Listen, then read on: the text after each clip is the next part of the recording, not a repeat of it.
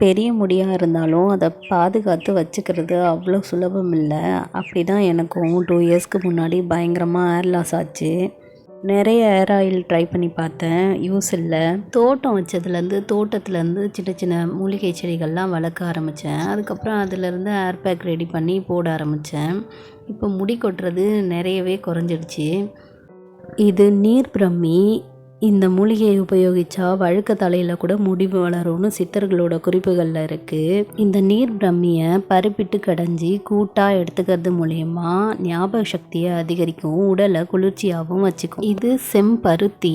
இதை பற்றி ஒரு வீடியோ கூட போட்டிருக்கேன். இதோட இலைகளையும் பூக்களையும் நம்ம பயன்படுத்திக்கலாம். இது நம்ம யூஸ் பண்ணுற செம்பரத்தை கிடையாது, செம்பருத்தி. இது டீட்ரி செடி. நம்ம தலையில் ஃபங்கல் இன்ஃபெக்ஷன் பொடுகுலாம் இருந்தால் இந்த டீட்ரி லீவ்ஸை யூஸ் பண்ணிக்கலாம். தேவதாரு மரம்னு சொல்லுவாங்க. பாட்டில் ப்ரஷ் வேறு, டீட்ரி வேறு. இதோட இலைகளில் இருந்து ஒரு தைலத்தோட வாசனை வரும். கொஞ்சம் மருதாணி இலைகளை எடுத்துக்கலாம். இது பித்தத்தை குறைக்கும், முடிக்கு ஒரு நல்ல கலர் கொடுக்கும், ஷைனிங்காகவும் இருக்கும். இது மஞ்சள் கரிசலாங்கண்ணி. என்கிட்ட வெள்ளை கரிசலாங்கண்ணியும் இருக்குது. இன்றைக்கி நான் மஞ்சள் கரிசலாங்கண்ணி எடுத்துக்கிறேன். இதையும் பருப்போடு சேர்த்து கூட்டு வச்சு சாப்பிடலாம். இந்த மூலிகைகளை நம்ம உணவில் எடுத்துக்கிறது மூலயமா இதோட முழு பலன்களும் நமக்கு கிடைக்கும். மஞ்சள் கரிசலாங்கண்ணி தங்கச்சத்து கொண்ட ஒரு மூலிகை. இது மாசி பத்திரி. இதை போடும்போது கூந்தலில் நல்ல ஒரு வாசனை வரும். 2-3 நாளைக்கு கூட அந்த வாசனை நம்ம தலையிலேயே இருக்கும். மூலிகை செடிகள் தேவைப்படுறவங்க கமெண்ட்டில் சொல்லுங்கள். இது போல் செடிகளும் விதைகளும் நம்மக்கிட்ட நிறையவே இருக்குது. இங்கேயே கொஞ்சம் கேசவர்த்தினி வச்சுருக்கேன். கேசவர்த்தினியோட பூக்கள், இலைகள்னு எல்லாத்தையுமே நம்ம ஹேர் பேக்கில் சேர்த்துக்கலாம். இந்த கேசவர்த்தினியை வச்சு ஹேர் ஆயில் ரெடி பண்ணி அதை தலையில் வச்சுக்கலாம், தேங்காய் கலந்து. இந்த செடி எல்லாமே இப்போ நர்சரியில் கிடைக்கிது. உங்கள் பக்கத்துலேயே தேடி பார்த்தாலும் கிடைக்கும். கேசவர்த்தினியை வளர்க்குறது ரொம்ப சுலபம்.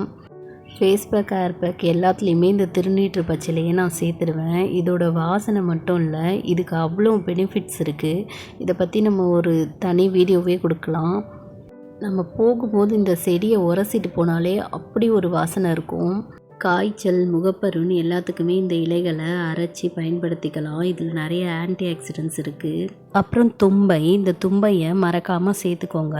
நம்ம போடக்கூடிய இந்த எல்லா மூலிகைகளுமே குளிர்ச்சி தன்மை நிறைந்தது.